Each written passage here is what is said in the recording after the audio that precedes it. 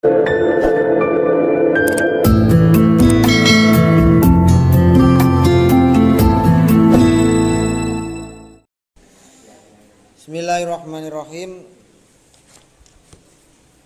Melanjutkan makalah tentang fikih jinayah atau hukuman bagi orang yang melukai, membunuh, dan berbuat kriminal yang lain. Ini semuanya adalah berlaku di negara-negara yang mengikuti hukum Islam, dan tentunya negaranya juga negara Islam.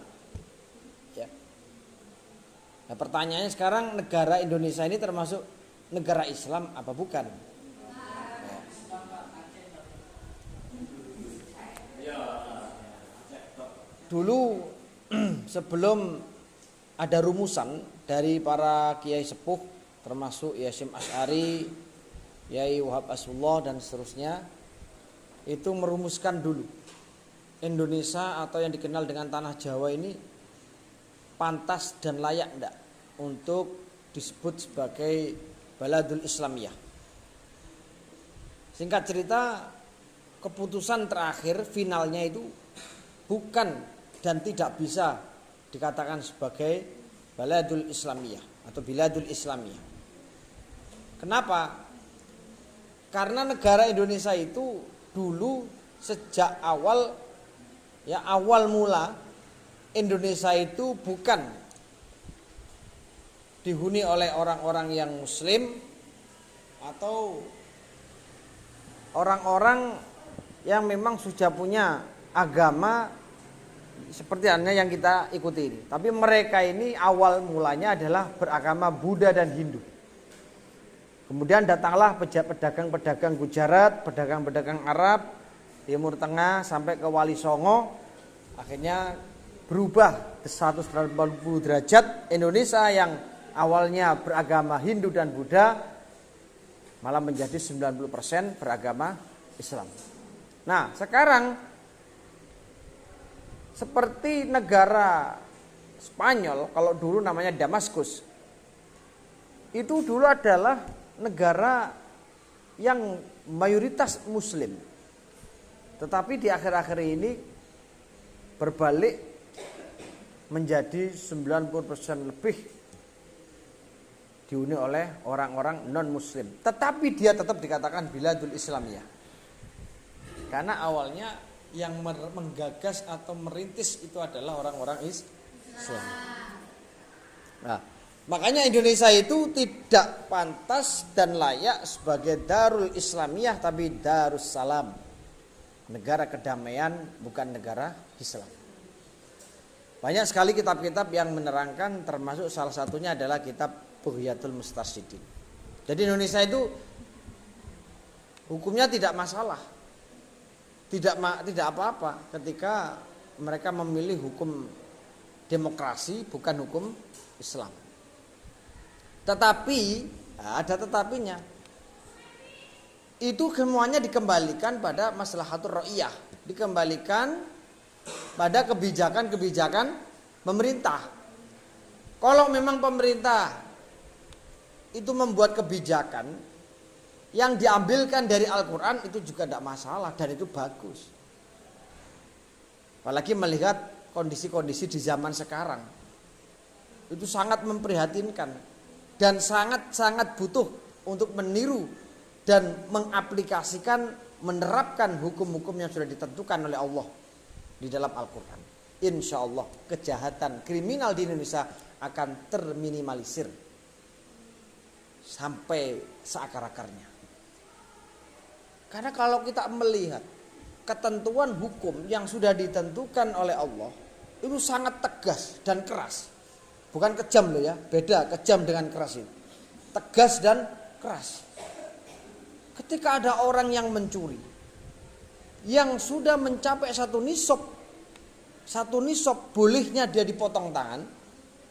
Berapa kira-kira nisabnya pencuri itu? Ada yang mengatakan 1/4 dinar. Dinar itu uang emas, berarti 1/4 itu. Kalau sudah mencuri dengan nilai 1/4 dinar itu, maka boleh untuk dipotong. Boleh dipotong. Nah, dengan hukuman potong tangan, dengan hukuman potong kaki, kalau kita nalar lebih jauh, justru hukuman-hukuman seperti itu adalah merupakan sanksi yang benar-benar satu menjerahkan pelaku, yang kedua menyelamatkan keluarganya. Kenapa? Karena orang yang dihukum potong tangan, begitu dia dipotong selesai, besok masih bisa bekerja.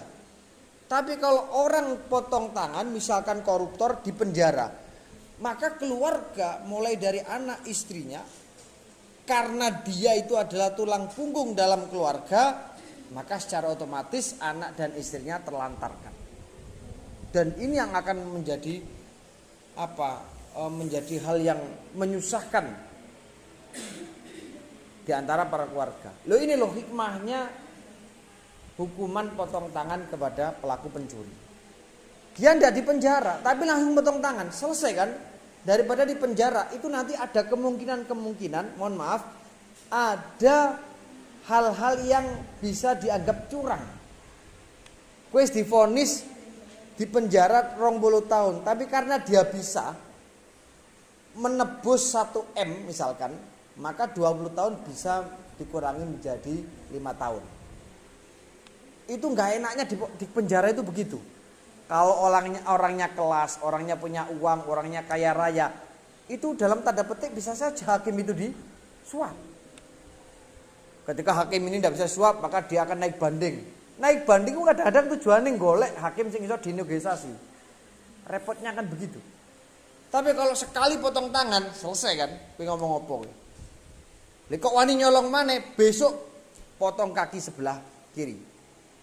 Itu misalkan kanan kiri, biar tidak imbang. Loh itu loh, ketegasan hukum dari Allah itu luar biasa. Di samping keras dan menjerahkan, di sisi lain juga menyelamatkan keluarga yang ada di kanan kiri kita. Itu seperti itu. Nah, untuk permasalahan-permasalahan yang tadi, ya, pengembangan kasus tadi, nanti kita akan bahas satu persatu. Oke.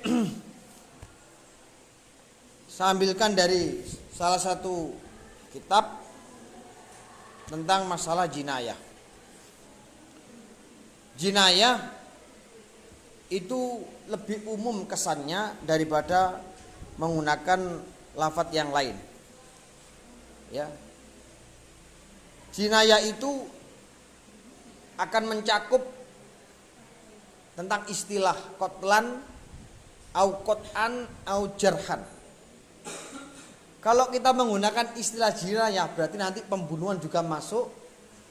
Ya, kemudian melukai seseorang itu juga masuk, kemudian memutus anggota itu juga masuk. Tapi kalau kita menggunakan bahasa al-qatlu, pembunuhan, maka nanti yang namanya pelukaan itu tidak akan masuk pada bab itu. Sehingga menggunakan bahasa jinayah, sehingga nanti pencurian, kemudian pemotongan tangan atau pelukaan anggota tubuh itu akan masuk dalam istilah jinayah. Oke, yang pertama adalah al-qatlu. Al-qatlu terbagi menjadi 3, yaitu al-qatlul amdu atau amdu mahdin, pembunuhan yang disengaja, murni disengaja, ya. Kemudian ada kalanya khoto'u mahdin, namanya pembunuhan yang tersalah. Ada kalanya wa amdu khoto'in, dan ada kalanya yang disebut semi sengaja. Sengaja, semi sengaja, dan tidak sengaja. Kemudian pembunuhan dengan sengaja, ya, sebagaimana yang sudah kita ketahui bahwa ayyamida al-jani ila darbihi asyaksi bima ay bisyai'in yaqtulu ghaliban bidzalik.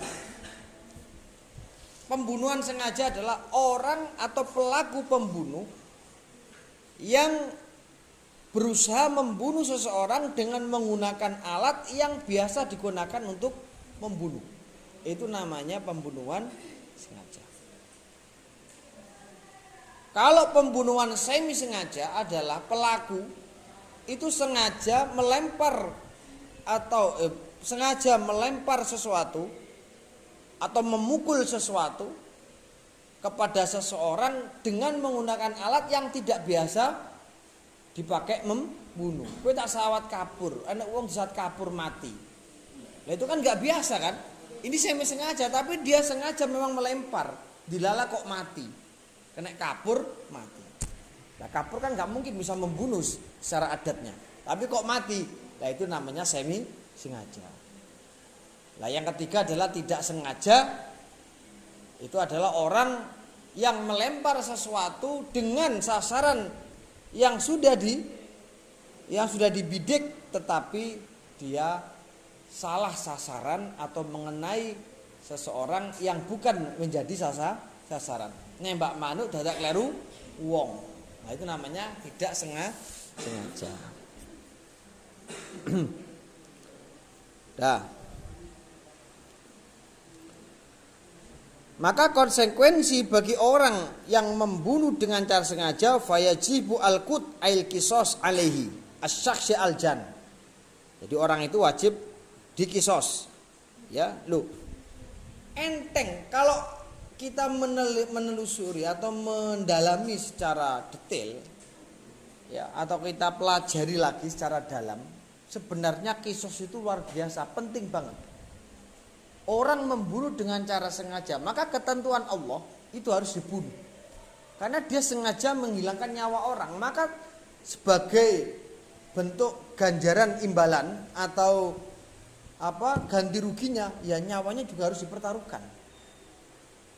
Dan itu akan menyelesaikan perkara atau paling tidak meminimalisir adanya unsur balas dendam. Coba kemarin itu ada orang dibunuh, kemudian dipenjara. Begitu keluar penjara, maka dia dibunuh oleh anaknya orang yang dibunuh tadi. Itu dendam kusumat akan terus menerus kalau nggak diselesaikan seperti ini. Iya kan? Ada orang membunuh dengan sengaja, kemudian dia penjara. Setelah keluar di penjara, dibunuh ganti sama anaknya, anak yang dibunuh tadi. Paham ya? Cara nu balas dendam anaknya. Karena bapaknya dipateni. Itu akan terus turun temurun. Ini loh dampak negatifnya orang yang dibunuh secara sengaja itu hanya dihukum penjara. Tapi kalau dikisos selesai mas. Tak takoni saiki, Sambo iku wis mati opo urung?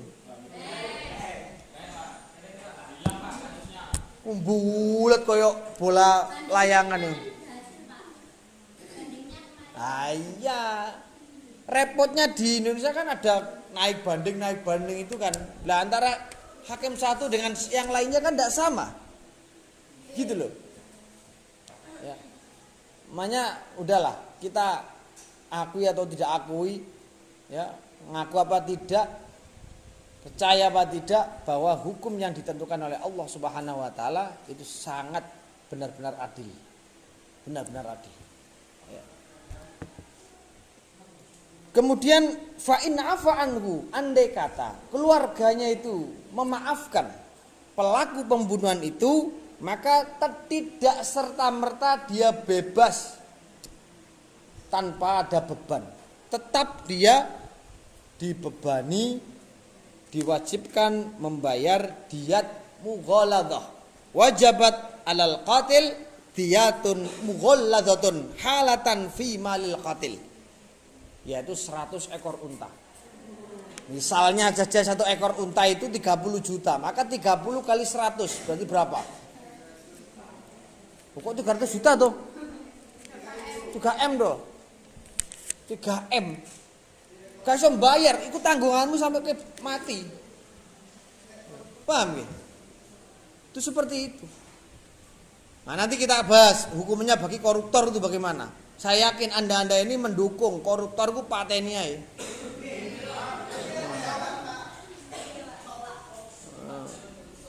Loh begini loh ya, hukum itu yang benar-benar tegas itu mesti banyak orang yang tidak suka. Manusiawi ku ketegasan hukum itu mesti rata-rata dihindari. Karena apa? Ya karena mereka nggak punya kesempatan. Nggak punya kesempatan. Mohon maaf sekali lagi. ASN. Ya, seleksi ASN saja mohon maaf, saya nggak menjamin 100% itu mulus dan sesuai dengan prosedur. Yo nasi main belakang barang. Piro kowe njaluk piro? 100 juta beres. Apa ngono kok kepin njaluk barokah gajine iku. Dan seterusnya ini mau tak lanjutkan kalau sudah sampai 9:30 ini. Dah. Ini buat anu aja ya, nanti buat teman-teman misalnya punya madrasah, pemangku, lembaga, itu nanti ya kita usahakanlah sesuai dengan aturan-aturan yang disampaikan oleh para ulama. Oke. Sekarang yang pertama menanggapi hukuman yang layak bagi koruptor. Ya. Hukuman yang layak bagi orang yang korupsi. Ya. Korupsi adalah pengkhianatan yang paling besar, pengkhianatan yang paling kejam di muka bumi ini. Apalagi dia mengkorupsi uang-uang dari rakyat. Kemarin saja saya dengar BPJS itu ada berita atau informasi wallahu alam ya. Itu ada indikasi dikorupsi. Itu BPJS kan apa akadnya? Akadnya kan saling tolong menolong antara satu sama lain. Lu kok dikorupsi? Kok seneng men? Ya. Kok seneng men? Ya. Makanya kemarin siapa namanya Pak Mahfud yang rame dengan PDI itu? Apa? Yang Pak Bambang Pacul itu loh. Itu tentang apa kemarin? Lupa saya. Oh, gak nyimak. Ya. Artinya begini, Pak Mahfud itu memperjuangkan, tolong deh, itu di undang-undang itu diresmikan. Intinya ngene, koruptor itu biasa nih, pinter deh. Oleh duit wake, kemudian dicuci uang itu. Uang itu dibelikan rumah, kemudian di atas namakan anaknya, di atas namakan tetangganya, di atas namakan orang lain. Itu namanya pencucian uang. Ya, kemarin itu. Intinya penyitaan aset. Nah, kalau orang itu walaupun sudah dicuci seperti itu, ya, dan dia di atas namakan anaknya, maka tetap bisa disita. Tapi sekarang itu kan belum diresmikan. Jadi barang itu misalkan dikorupsi, uang dikorupsi, kemudian dibelikan rumah itu di atas namakan orang lain. Lah itu. Makanya kemarin itu kan minta supaya diresmikan, supaya dilegalkan. Agar koruptor-koruptor yang mencuci pencucian uang-uang seperti itu bisa diambil semua asetnya. Nah, sekarang bagaimana hukum koruptor yang sudah mengambil uang atau aset negara yang lebih dari satu nisab dalam hal pencurian barang? Maka yang pertama, koruptor itu harus mengembalikan dan melunasi uang-uang yang telah diambil.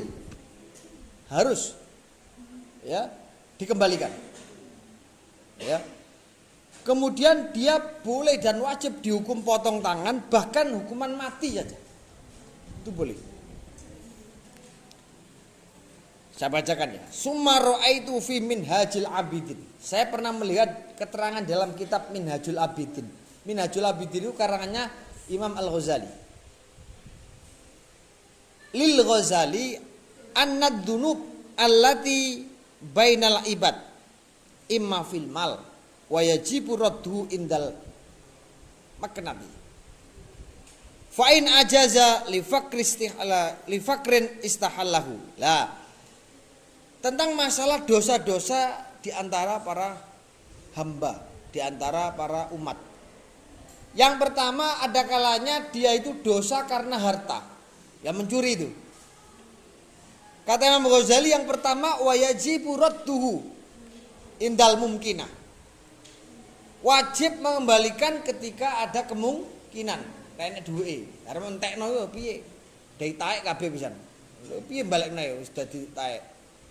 Marunu fa'in ajaza li fakrin. Kalau dia itu sudah enggak bisa mengembalikan uangnya yang dicuri, istahallahu, jalu'o halal. Jalu'o halal. Ya. Fa'in ajaza an istihlalihi, lek kowe gak oleh. Misalkan aku jaluk halale, kok enak temen cangkemmu, ora iso kudu bayar. Berarti kan nggak boleh kan? Ya. Li ghaibatihi, atau dia itu sulit untuk mencari orang yang dicuri tadi. Dicuri barangnya. Atau dia sudah mati, yang punya itu sudah mati. Wa amkana atasadduk anhu fa'alahu. Maka nanti sedekahkan. Ya. Wa illa fal yuksir minal hasanat. Iki sing paling terakhir. Paling terakhir ku apa? Ya memang nanti memperbanyak kebaikan. Wis engkekno wonge ya wis mati wonge, angel golekane, kon balekno ya ora iso karena gak ada duit. Wis mentok terakhir ya iku mang. Fal yuksir hasanat. Maka nanti boleh untuk ditebus dengan melakukan kebaikan.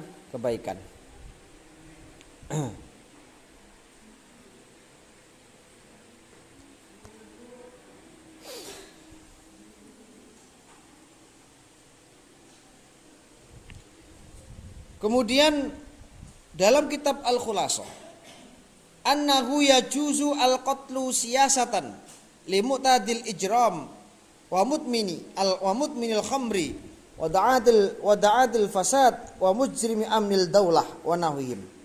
Ya, intinya boleh menghukum mati. Saya ulangi, boleh menghukum mati sebagai kebijakan bagi orang-orang yang sering melakukan tindak kriminal, orang yang sering minum minuman khamr, dan orang yang sering melakukan tindak kejahatan. Annahu yajuzu al-qatlu siyasatan li mu'tadil ijram. Loh, orang yang biasa melakukan kejahatan, sering korupsi, minuman keras, sering menjadi penjahat, pateni gak apa-apa. Annahu yajuzu al-qatlu li mu'tadil. Lah wis dikandani bolak-balik sik nampeng. Wingi mari mateni A penjara 15 tahun, dadak metu mateni wong maneh. Wis pateni ae.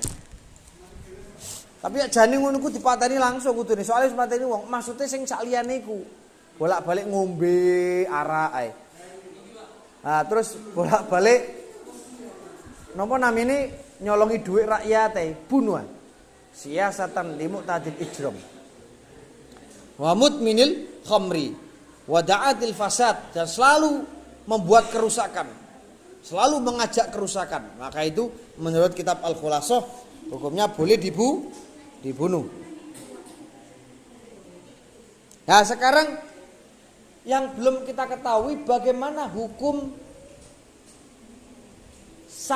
menghukum orang yang melakukan homoseksual. Kalau sekarang namanya LGBT ya dah. Nah, itu sekarang sudah mulai berkembang lagi sekarang LGBT itu. Lah ya wong padha pedange lho terus piye? Anggar tapi. Oh iku gak waras, wong ngono ku ora waras. Ora normal. Jenenge wong normal ku lanang seneng karo wedok, bener, klop. Lah arep padha lanange lho. Kate perang ta piye?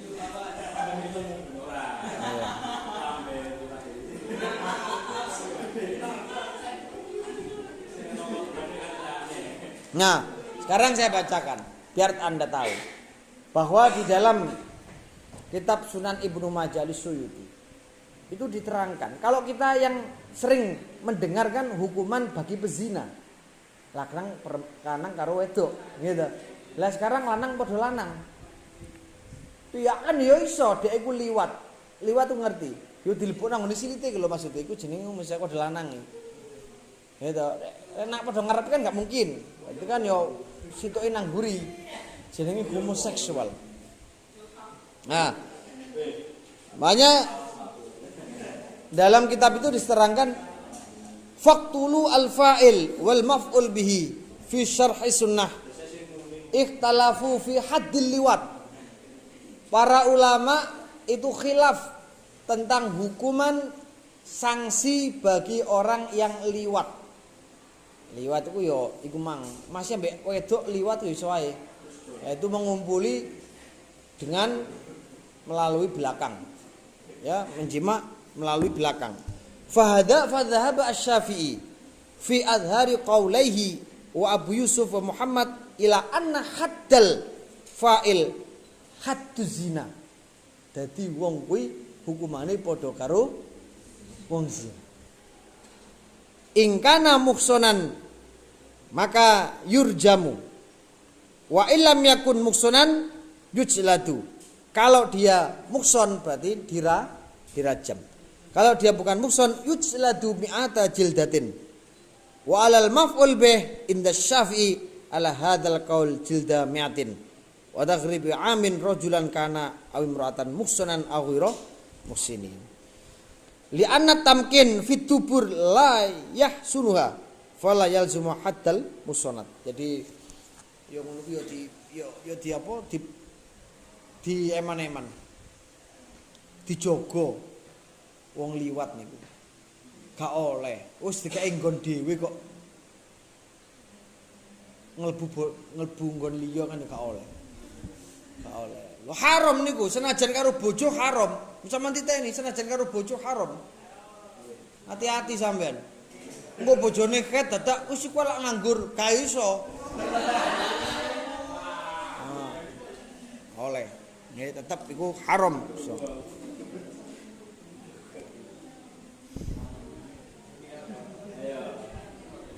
Lah sekarang ini yang menjadi permasalahan di sekitar kita, tentunya di lembaga-lembaga baik itu formal ataupun non formal.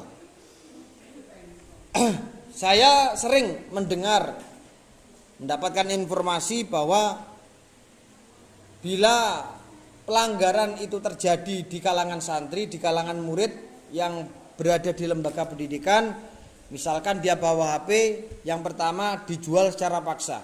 Ada yang tidak dijual tetapi dia itu dihancurkan di depan si pemiliknya. Sebagaimana dulu pernah diterapkan di Lirboyo. Ya, di Lirboyo. Itu dihancurkan sampai rusak di depan pemiliknya. Nah, kemudian ada pertanyaan. Seorang guru yang menjual HP muridnya yang melanggar tadi, baik ada izin dari murid atau tidak, itu diperbolehkan enggak? Sah enggak? Yang kedua,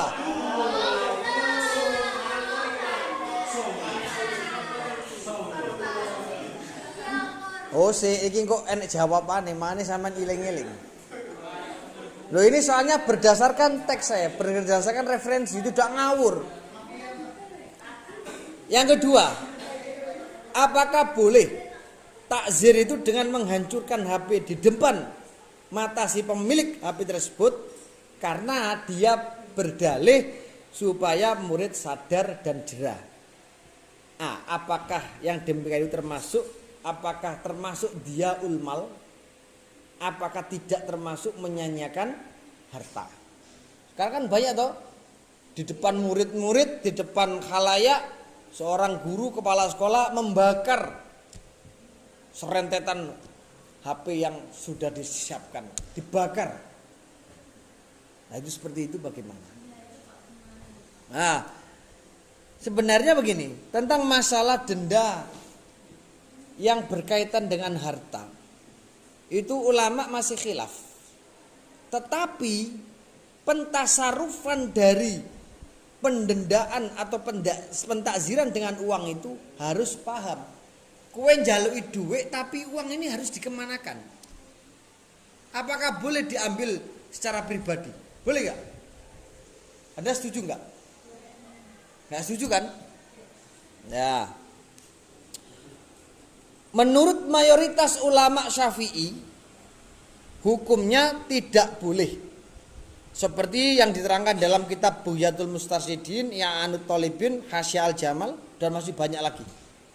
Namun sebagian ulama hukumnya boleh mengambil harta benda, mentakzir dengan mendenda uang dengan tujuan menimbulkan efek jera bagi pelakunya.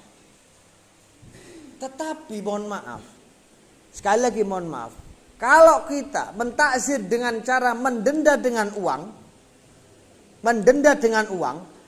toh itu tidak bisa dikatakan jerah secara merata. Buktinya apa? Orang yang punya banyak harta tidak bisa jerah. Kalau hanya 100.000, kalau misalnya saja, oke, kita denda dengan uang, tapi jangan disamakan. Orang yang kaya kasih hukuman yang berat, ben gak bolan-balen. Piye carane jerah? Melanggar 100 juta, pasti dia jerah. Tapi kan nggak mungkin, pelanggarannya sama, tapi hukumannya tidak sama. Nggak mungkin, nggak bisa diterapkan di pondok seperti itu. Sama-sama nggak masuk, sama-sama bolos, sama-sama PS-an. Ya. Itu nggak bisa. Ilatnya, tujuannya, makosidnya nggak tercapai. Apa makosidnya? Apa tujuannya takzir itu adalah untuk menjerahkan pelaku. Lah kalau seperti itu nggak menjerahkan, ya harus mencari solusi yang lain. Maka dalam kitab Tanwirul Qulub itu soreh jelas disatakan bahwa wala yajuzu at-ta'zir bihalqil lihyah wala bi akhdhil mal. Tidak diperbolehkan mentakzir, menghukum seseorang dengan mencukur jenggot atau dengan mengambil harta. Ini mazhab Syafi'i. Qala asy-Syafi'i la tat'af al-gharamah ala ahadin fi syai'in innamal uqubah fil abdan la fil amwal. Ya. Imam Syafi'i mengatakan bahwa denda tidak boleh diberlakukan dengan mengambil sesuatu. Hukuman diperlakukan sebatas pada raga orang, bukan mengambil harta. Innamal uqubah fil abdan la fil amwal. Hukuman itu yang layak adalah di badan, bukan di harta. Kemudian dalam kitab lain mengatakan la yajuzu bi akhdhil mal, tidak boleh mentakzir dengan cara mengambil uang. Kemudian takzir tidak boleh dengan mengambil harta, apalagi menghancurkan. Ya. Qala ar-rohyani ar-rohbani wa haruma ta'zirun bihalqi lihyatin wa qat'i tarafin wa jarhin li'annahu musallatun wa kadza yahrumu ta'zirun bi akhdhi malin au itla fihi. Menurut salah satu imam mazhab Syafi'i, haram mentakzir dengan mencukur jenggot, kemudian waqat'i tarafin, kemudian apa melukai, wajarhin, memotong tangan, tidak boleh, atau memotong anggota, li'annahu musallatun. Begitu juga yahrumu ta'zirun bi akhdhi malin au itlafihi. Tidak boleh mentakzir dengan cara mendenda, mengambil uang atau dengan merusak harta benda. Jelas ya? Bi itlafihi. Li'anna syar'a, karena syariat la yuraddu bi syai'in min dalika amman yaktadi bihi. Karena apa? Karena tidak ada ketetapan syariat yang seperti itu. Ya, tidak ada. Li'anna syar'a la yarudda bi syai'in min dalika amman yaktadi bihi. Karena tidak ada ketetapan syariat yang seperti itu dari pelaku yang dapat diikuti. Maksudnya dari ulama yang diikuti kalau gak ono. yang menetapkan harus merusak dan mengambil harta. Wali annal wajib adabu, yang wajib itu mengajarkan adab. Takzir itu. Wal adab la yakunu bil itlaf. Adab itu gak ono ceritanya dengan cara merusak, gak ono. Apa ono mengajarkan adab itu dengan cara merusak HP? Ada gak? Bisa gak? Tidak bisa dikatakan itu mengajarkan adab. Khilafan li Syekh Taqiyuddin fa inna indahu at-ta'zir bil mal sa'ihun itlafan wa akhdan. Kecuali Imam Taqiyuddin, paling sering gawe-gawe niku melok Taqiyuddin. Imam Taqiyuddin niku sampean delok pendapat-pendapatnya. Bisa enggak dipakai pedoman itu? Taqiyuddin niku oleh ngerusak ya oleh coba, tapi hampir bahkan 100%, 90% lebih mazhab Syafi'i tidak ada yang menerima. Artinya enggak setuju dengan itu. Karena yang namanya adab itu tidak ada ceritanya dengan cara merusak, tidak ada. Wal adab la yakunu itlafan. Adab itu tidak ada. Mengajarkan adab itu dengan cara merusak itu tidak ada. Paham ya? Itu. Hanya saya itu sebenarnya nggak setuju dengan adanya denda-denda uang kemudian merusak-rusak. Kasihan mereka. Yang salah bukan HP-nya. Apalagi saya pernah dulu teman saya nggak kasih tahu pondoknya. Teman saya sebenarnya almarhum. Saya tanya, kok punya HP baru? Ya dapat pembagian dari takziran anak-anak. Bicara enak ya. Oleh bagian oleh wewean tutuk duran ini tak kayak HP apa? Hasil takziran. Nggak bisa itu. Nggak bisa seperti itu. Nah, makanya ini saya bacakan. Harus dikemanakan uang yang hasil dari takziran. Mazhab Maliki boleh mentakzir dengan uang, tapi uang itu harus dikemanakan. Nah, ya perlu didengarkan. Wa hal yajuzu at-ta'zir bil gharamah al-maliyah. Bolehkah mentakzir dengan harta benda? Dalam kitab Al-Yaqutun Nafis. Karangannya As-Sayyid Umar bin Asyadiri. Ini mazhabnya mazhab Syafi'i. Itu mengatakan bahwa al-madzahibul arba'ah, 4 mazhab itu la tujizu at-ta'zir bit taghrim. 4 mazhab itu tidak memperbolehkan menghukum seseorang dengan cara mengambil harta. Lakin ba'dul mutaakhirin, tetapi sebagian ulama mutaakhirin wa Syekh Abdul Qadir Al-Maghribi qalu bil jawaz, silakan mentakzir dengan uang, silakan, tapi konsekuensinya wa qalu la ta'udu al-gharamah ilal mutadarrir minal jarimah wa innama ta'udu ila baitil mal. Uang itu harus kembali pada baitul mal atau kemaslahatan bersama. Ora dipek pribadi gak boleh. Paham nggih? Wa qalu la ta'udu al-gharamah ilal mutadarrir minal jarimah. Enggak boleh nanti kemudian dialokasikan ke yang lain, enggak boleh. Harus wa innama ta'udu ila baitil mal. Itu. Nah, ini harus diketahui, harus difahami bahwa mentakzir dengan harta yang sudah marak segini monggo, tapi ini pendapat-pendapat yang sebagian ulama. Tapi kalau menurut saya secara pribadi tidak perlu, karena itu tidak mencapai makosid. Dan saya yakin ketika ulama mengetahui seperti ini tidak terjadi makosid, tidak tercapainya makosid 100%, pastinya mereka nggak akan mau takzir bil gharamah seperti ini. Ya tadi yang kaya merasa ringan karena cuma 100.000. Bolos saulan beres berarti 130 juta. Jokno duit nang kono sak ngono. Beres. Iya kan? Artinya tidak tercapai makosid secara merata, tidak tercapai, menjerahkan enggak capai. Mending bocah-bocah sing bolos-bolos sing metu-metu ora izin umang jejerno guyangan karo banyu got. Guyangan karo banyu peceren, selesai. Pomene arek wedok tambah enak rambutnya. Eta. Nyandol di titik telek-teleke ngono. Ya. Jadi kalau di pondok saya dulu itu ya, di pondok saya dulu comberan isine yo buangan kora-koraan, buangane telek, buangane oyo. Wis buangane sampah-sampah iku dadi siji digoyangno karo siji banyu donga. Ben ndang mari. Ware-wane sampe gundul barang soalnya wis gak kuat, disampuni peping 7 dina cek mambu. Lo kan jerah kan? Jerah kan? Jerah. Utawa ya kumang carane ben isin piye ya kumang dikalungi. Ono saya adalah pelaku pencuri. Wes ngono dikarak nang ngono. Ora apa-apa ngono.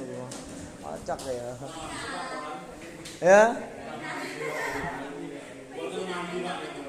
Loh, layak itu sampingan, Mas. Yang menjarakan, yang penting menjarakan. Innamal ukubah fil abdan la fil amwal. Jadi hukuman yang tajir itu yang jelas di badan, bukan di harta. Paham ya?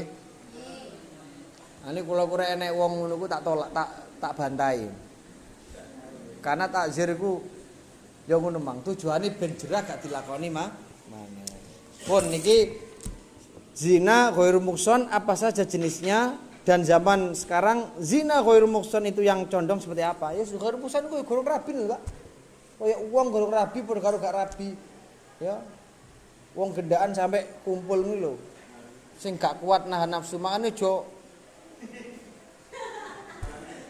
gampang janjian. Iku setan grumbul nang kono.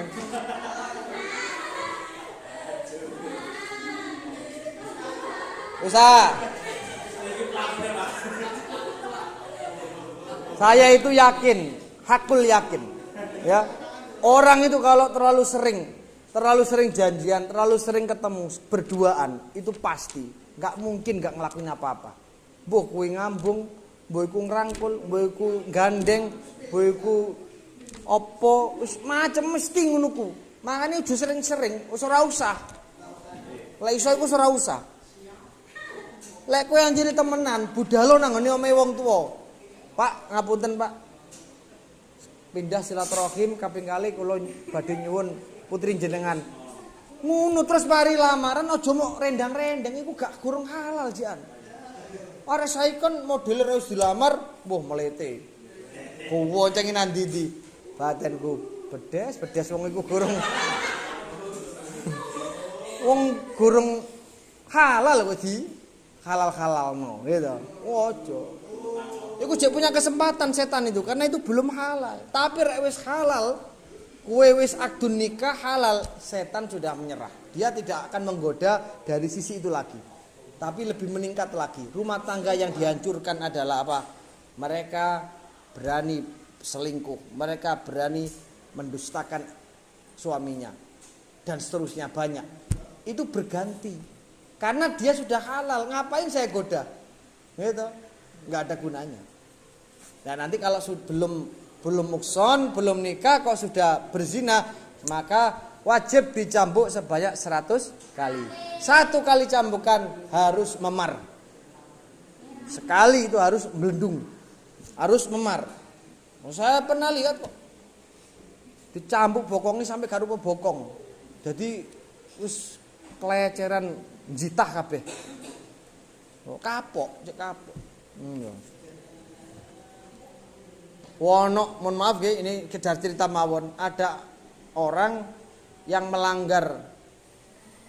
Dia ini berbuat kejahatan, memperkosa. Wah, akhirnya yo dipenjara lek bengi. Wis raine ditutupi gelangsing, sawadu ambek sepatu. Marunu kate turu. Mohon maaf. Ya, barang iku diolesi karo balsem sing paling panas lho, Gliga ya. Gliga ta Gondopuro. Lah iku diolesi ben bengi. Barang iku diolesi niku. Yo bengok-bengok. Ya to, sampai alum-alum ya dikeki. Iku ya cek nyonyor. Bagaimana hukumnya membunuh tanpa menyentuh seperti nyantet? Ngeten, Pak. Sihir itu kan nggak bisa dibuktikan secara fisik kan ya. Kalau memang dia itu benar-benar mengaku kalau dia memang sihir, maka sihir itu juga diklasifikasi. Kalau sihirnya misalkan itu salah sasaran, Berarti sama aja tidak sengaja. Kalau memang sihir itu yang biasa tidak membunuh, kok dia terbunuh, berarti dia sawahnya semi sengaja. Umpama sing dilebokno iki nggur kapur, datuk mati. Umpama. Jadi ada sihir-sihir itu yang memang enggak sampai membunuh. Dia mungkin sekedar lumpuh atau apalah. Ternyata kok sampai kebablasan mati. Lah itu juga termasuk semi sengaja. Tapi kalau dia memang sihir santet sampai mati, maka dihukum mati juga. Paham ya, Pak? Seperti itu. Terakhir, bagaimana hukuman pembunuh yang dibayar karo-karone dipateni, Pak? Makanya terjadi kaidah fikih itu dua hal yang tidak boleh dilakukan walaupun dipaksa, yaitu satu dipaksa zina, dua dipaksa membunuh. Walaupun dia dipaksa membunuh, tetap hukumnya kamu dibunuh. Ya, karena apa? Walaupun kamu dibayar, walaupun kamu dipaksa, tapi kan kamu pelakunya pembunuh. Makanya orang yang menyuruh dan orang yang membunuh itu hukumnya adalah dibunuh. Ya sama seperti orang yang mengeroyok itu. Satu orang mengeroyok yang 10. Kalau satu-satunya nanti mungkin bisa membunuh satu orang ini, maka semuanya dihukum mati. Itu ya namanya sanksi jamaah. Ya, jadi hukuman secara berjamaah itu. Ya. Sudah ya, ini kayaknya sudah melampaui batas, ini sudah hampir jam 10 ini. Saya naik dewi ngajar. Kan jadi gak diumah. Ya. Sudah nggih? Ada yang ditanyakan? Selesai? Alhamdulillah.